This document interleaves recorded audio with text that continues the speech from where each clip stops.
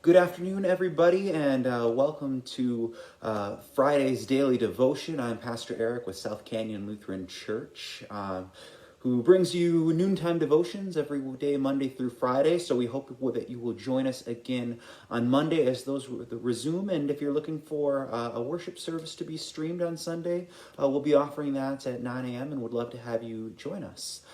So this week, over the daily devotions, I've tried to invite you to experience in this wilderness situation that we find us with the coronavirus, experience an opportunity to ground yourself in God as well as your most authentic self. I've invited you to take some time to rest and let go of that compulsion to constantly be doing things. And I've invited you to notice those things that are truly life-giving for you. Feelings of contentment and joy that come with certain things. Because I think that those feelings point us to the people that God made us to be. And then yesterday I invited you to find some sort of rhythm for your days and weeks that is really built around those things that are life-giving for you, and that are going to integrate some space for rest and quiet and contemplation and renewal.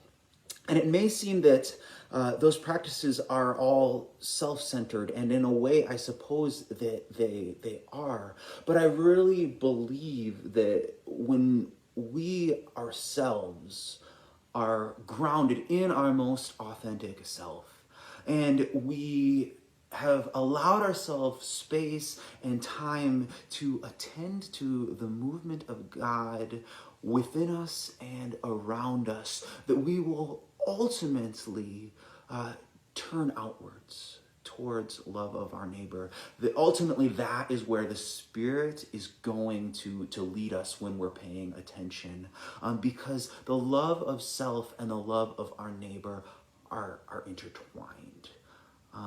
And by contrast, when our lives are frantic and we're just running from one thing to the next, it's hard to notice, much less respond to the needs of others. So I really believe that when we slow down and we ground ourselves in who God calls us to be, we will ultimately be in a more loving relationship with our neighbor. So my final invitation to you this week is to pay attention to those around you.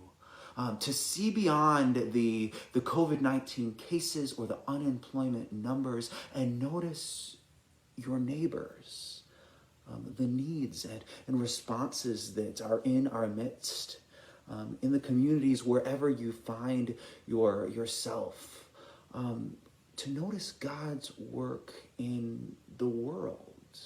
And if you strive for a rhythm that authentically expresses who God made you to be, I fully expect that you will be drawn into God's work, caring for our needs, the needs of our neighbors around us. And I trust that in that way, our attending to self, to being and living as our most authentic self, and to creating space to be attentive to God's work around us, it will ultimately lead us to love of our neighbor. And I pray that that is what you find. I want to leave you with one more prayer from the book that I've been sharing with you all week, Gorillas for Grace. And this prayer, I think, reflects what we've been talking about in that relationship between ourself and God and our neighbor. And this prayer by Ted Loder is called To Draw Me to Yourself. So let us pray. In this moment, draw me to yourself, Lord, and make me aware, not so much of what I've given as of all I have received, and so have yet to share.